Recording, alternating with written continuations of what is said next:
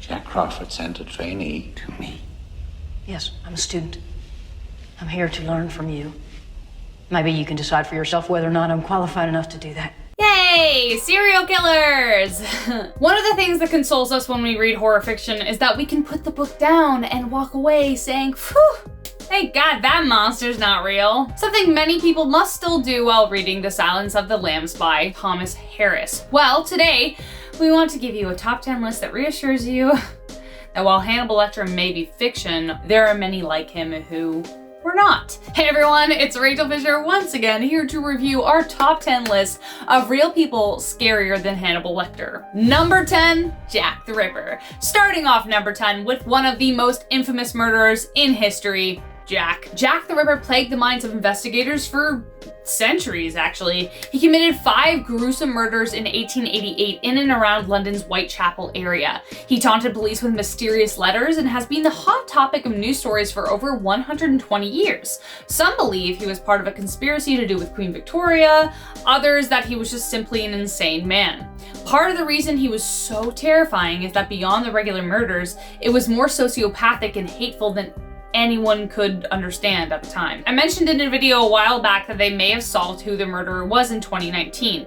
DNA evidence found on the silk scarf of Catherine Eddowes, Jack's 4th victim, identified Polish barber Aaron Kosminski as Gentleman Jack. Splattered blood and semen were found on the shawl, and the DNA was matched to a descendant of Kosminski. Though some scientists still say the evidence is insufficient to officially declare Kosminski as the infamous murderer, that was the closest authorities ever got to catching him. Number 9, John Wayne Gacy. John Wayne Gacy put a face to the killer clown. I can't even begin to imagine the horror of discovering what was the real John Wayne Gacy. He was a father, a husband with a very dark secret. The first time he was arrested was in 1968 for committing heinous assault on 2 teenage boys, but was released after 18 months for good behavior. Regardless of his past, Gacy adopted the persona of Pogo the Clown, delighting his community with entertainment. Everyone loved him, and families trusted him, but somehow Gacy got away with destroying the lives of family after family, brutalizing 33 boys, hiding the bodies in his very home. He received the death penalty in 1994, but the fact that he left jail in the first place just goes to show the issues with the criminal justice system around that time. Number 8, Robert Pickton. Presumably, if you're watching this video, you're a true crime fan, and you've probably watched the episode of Criminal Minds. I think it's Criminal Minds, is it? Let me know. Inspired by Pickton. For anyone who thinks Canadians are always nice, not true. Canadian serial killer Robert Pickton owned a pig farm, which he used to his sick advantage. Police initially began a search on his property when they heard about illegal firearms, but soon they began to discover discarded items from women who had gone missing. For instance, an inhaler, an old shoe, and a few more pieces that led to one of the most horrifying murder cases in history. Pickton confessed to the murder of 49 women and said he wanted to make it an even 50 but got sloppy and therefore was caught. Many of the remains were not found due to the fact that he presumably fed the remains to his pigs and even ground up and added the meat to ground pork, which he distributed to family and friends. Anthropologists brought in 2 massive conveyor belts to help sift through dirt in order to find any evidence of the missing women. Pickton was sentenced to life in prison with no possibility of parole, which is the most severe sentence in the Canadian judicial system. Number 7, Andrei Chikatilo. Andrei Chikatilo was a Soviet serial killer who developed an addiction to killing, stating that stabbing women was the only way he could, get ready, receive sexual satisfaction. Like most terrifying serial killers, he was just like everyone else. Andrei worked as a trusted school teacher, all while committing over 50 murders of young people before he was caught. He was able to get away with it for so long due to the USSR covering up potential serial murders, as murder was not supposed to exist under Stalin.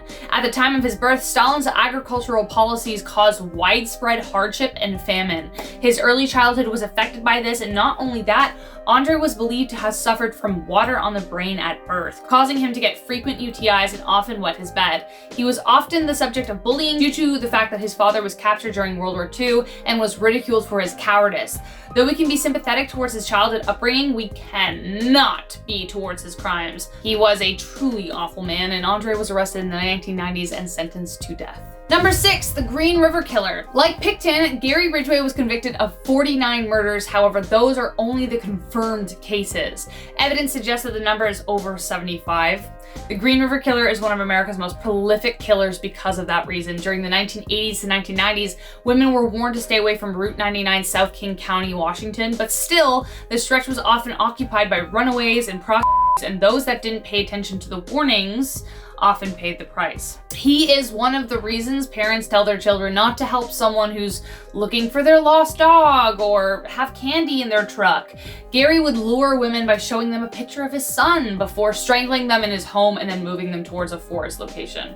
Though Ridgway claimed to be a religious man, he had a weak spot for women of the night. Sadly, some of his victims have still never been found, though authorities have uncovered some since his trial. Number 5, Pedro Lopez. Pedro Lopez earned the name Monster of the Andes, though it's in no way a title to celebrate. His early life in Colombia was rife with homelessness, violence of many kinds, and was incarcerated in his early adult life.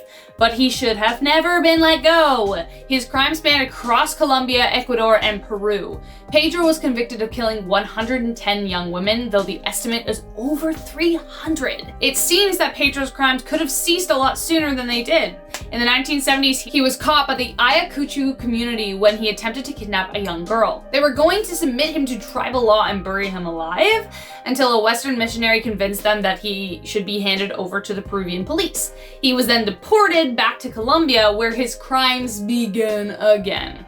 He continued to kill, many families resorting to hunting him down themselves, and he was finally caught once again by Carlina Ramon and her peers when he tried to lure her daughter away during the market. Lopez was incarcerated in 1981 for just 16 years after being diagnosed as a sociopath, and then he was released, and his whereabouts are unknown today. Good job, guys. Number 4, Dennis Rader, aka the BTK Killer. True crime doc fans know this name very well. He is another man who, like Jack the Ripper, loved the notoriety of his crimes. The BTK killed at least 10 people between 1974 and 1991, baffling the police in Wichita, Kansas. BTK stands for Bind, Torture, and Kill, which sadly describes the pattern of his crimes. At night, he may have been a murderer, but during the day, like others on this list, Rader was a devoted family and businessman.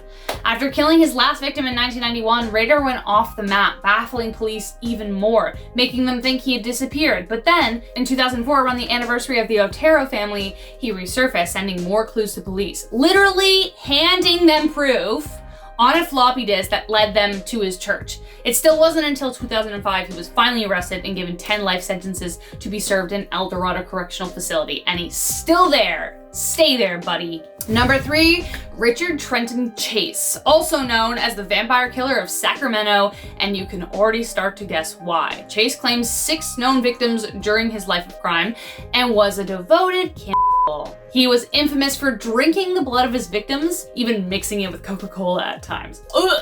The signs of what was to come were abundant in his early childhood. He would often wet the bed and delight in drinking the blood of small animals, and every true crime fan knows what comes next. He was in and out of mental institutions most of his life and developed hypochondria from his addiction to hard drugs and alcohol. He was convinced that someone had stolen his main arteries and that his blood was turning into powder. He continued to hunt animals, consuming them raw, and once he was found in a field covered in cow's blood. But of course, he graduated to bigger game, and I can't even say what he did to the victims. It was gruesome, guys. Awful. The police eventually got a lead when a girl he went to high school with ran into him, noticing his sunken appearance and blood on his shirt. He was finally caught and tried to plead insanity. The court denied the claim, which I honestly find is weird because he obviously was insane. But Chase was found dead in his cell from an OD on medication he was given while in prison. Honestly, good riddance, man. Number 2, Delphine LaLaurie. Comment down below if you're a fan of American Horror Story. That show is built on shock factor, but man, there were episodes in Coven about Delphine LaLaurie that I actually couldn't stomach. I don't even think I can finish it yet. This woman was vile, to say the least. On April 10th, 1834, a fire at the LaLaurie mansion broke out in New Orleans, leading to a stomach-churning discovery. Rescuers found a 70-year-old black woman chained to the stove while LaLaurie was trying to save the furniture. She was the one who set fire to the house in order to escape the torture Delphine inflicted on her and others in the house. She led them to the attic, and what authorities found was a kind of medieval evil they had no idea hid behind one of the wealthiest women in town. 7 slaves were tied with spiked iron collars. LaLaurie had been accused of the mistreatment of slaves before when she chased a young girl off a balcony. She was forced to sell her slaves but snuck them back in when she made her family buy them so she could keep them. After the torture chamber was discovered, a town mob gathered around the house protesting that something had to be done about the devil woman, but she never faced any real punishment for her crimes, only death by reputation. She was ruined in society. Boo-hoo. That's honestly one thing about American Horror Stories Coven season that was satisfying, that for one moment, we got to imagine that she did get her comeuppance. Number 1, Alfredo Bali Trevino. Last but not least, we have the man that actually inspired the character of Hannibal Lecter, Alfredo Bali Trevino. For years, people believed that Hannibal Lecter wasn't based on any real monster. They had theories, but they weren't sure. Thank goodness though, but then Thomas Harris finally revealed in 2013 that this was actually not the case. Trevino was a doctor in Mexico who was awaiting a death sentence in prison for murdering and then chopping up his gay lover. Harris became acquainted with Dr. Trevino in the 1960s while working for an American pulp fiction magazine. He was tasked with interviewing another prisoner named Dykes Askew Simmons. Simmons had tried to escape prison and was shot by a guard in his attempt. Trevino performed life-saving emergency surgery on him, and when Harris heard the story, man, he needed to know more about this guy. After a fight, Trevino sedated his partner, slit his throat in a bath, and then methodically chopped up his body. He drove to a neighbor's farm to bury the evidence in a box, but when workers noticed a suspicious grave the next day, an investigation sparked, leading to his arrest. Harris was struck by the man's grace, which reminds us of a certain fictional charismatic murderer. Remarkably, Trevino was released and continued his medical practice, saving lives of the poor until he died. So, I don't know, I guess some good came from evil, but it still inspired one of literature's most terrifying villains, so what do you think, guys? And that was yet another top 10 terrifying list. You know you can't get enough of this, so make sure to smash that like button. Let us know in the comments what dark curiosities you'd like us to review. Maybe dark tourist spots, let us know. If we get over 4,000 likes, just maybe we'll do another. I've been your host, Rachel Fisher, and until next time, take care and stay safe.